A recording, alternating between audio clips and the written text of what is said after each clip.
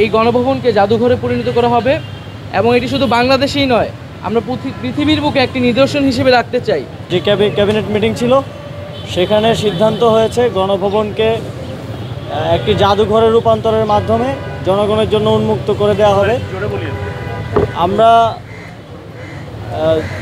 2024 সালের জুলাইয়ের যেই গণঅভ্যুত্থান, সেই গণঅভ্যুত্থানের স্মৃতি এবং এই ফ্যাসিবাদী যেই শাসন, এই শাসনের সময়কার যেই জনগণের উপর যে অত্যাচার, নিপীড়ন, গুম, খুনের যেই স্মৃতিগুলো আছে সেগুলো সংরক্ষণ করে এই গণভবনকে একটি জাদুঘরে রূপান্তরিত করে জনগণের জন্য উন্মুক্ত করে দেওয়া হবে। আজকে আমরা সেই উদ্দেশ্যেই প্রাথমিক ভিজিট করতে এসেছি এবং একটা কমিটি করার মাধ্যমে স্থাপত্য শিল্পী এবং আর্কিটেক্টদেরকে নিয়ে, যারা জাদুঘর বিশেষজ্ঞ আছেন, তাদেরকে নিয়ে একটি কমিটি করে দেওয়ার মাধ্যমে এটার কার্যক্রম শুরু হবে। এখন বিস্তারিত বলার জন্য নাহিদ ভাইকে অনুরোধ করছি। সামনে আসুন, মাইকে কথা বলবেন।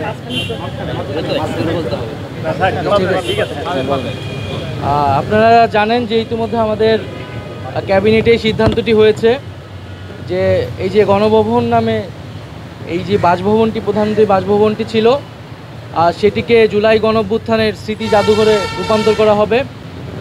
এবং যেহেতু 36শে জুলাই অথবা 5ই আগস্ট জনগণ এইটি জয় করেছে এবং অনেক রক্তের এবং আত্মত্যাগের ভিতর দিয়ে আমরা কিন্তু এই 5ই আগস্টের মুহূর্তটি পেয়েছি। ফলে সেটি জনগণের জন্য উন্মুক্ত করে দেওয়া এবং জনগণের বিজয়কে ধারণ করে রাখার উদ্দেশ্যেই এই গণভবনকে জাদুঘরে পরিণত করা হবে এবং এটি শুধু বাংলাদেশেই নয়, আমরা পৃথিবীর বুকে একটি নিদর্শন হিসেবে রাখতে চাই যে কোনো স্বৈরাচারী, ফ্যাসিস্ট, খুনি রাষ্ট্রনায়কদের আসলে কি পরিণত হয় এবং জনগণই যে আসল মালিকানার এবং ক্ষমতার মালিক, সেই বিষয়টিকে একটি নিদর্শন হিসেবে পুরো পৃথিবীর বুকে রাখার জন্যই আমরা এই গণভবনটিকে জুলাই গণঅভ্যুত্থানের স্মৃতি জাদুঘরে পরিণত করার সিদ্ধান্ত নিয়েছি সরকারের পক্ষ থেকে।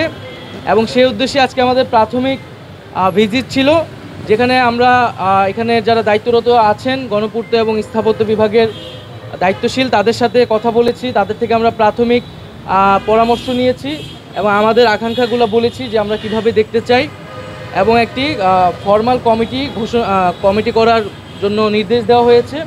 হয়তো আগামীকালের মধ্যেই কমিটিটি হয়ে যাবে এবং কমিটি হলে এটি হয়তো নেক্সট সপ্তাহ থেকে আমরা কাজ শুরু করব এবং বলা হয়েছে যাতে দ্রুত সময়ের মধ্যে আমরা এটি উদ্বোধন করতে পারি, সেই জন্য খুব দ্রুত গতিতে কাজ সম্পাদন করার জন্য। কমিটিতে কারা থাকবেন? এক্সপার্টরা, কমিটিতে যারা বিশেষজ্ঞ রয়েছেন, স্থাপত্য সাথে জড়িত এবং জাদুঘর বিশেষজ্ঞ এবং যারা আর্টিস্ট রয়েছেন তাদের থেকেও, এবং আমরা বিদেশে যারা রয়েছে জাদুঘর বিষয়ে বিশেষজ্ঞ বা এরকম অভ্যুত্থানের স্মৃতি জাদুঘর করার অভিজ্ঞতা রয়েছে, তাদের সাথেও যোগাযোগ করার পরামর্শ নেওয়ার জন্য বলা হয়েছে।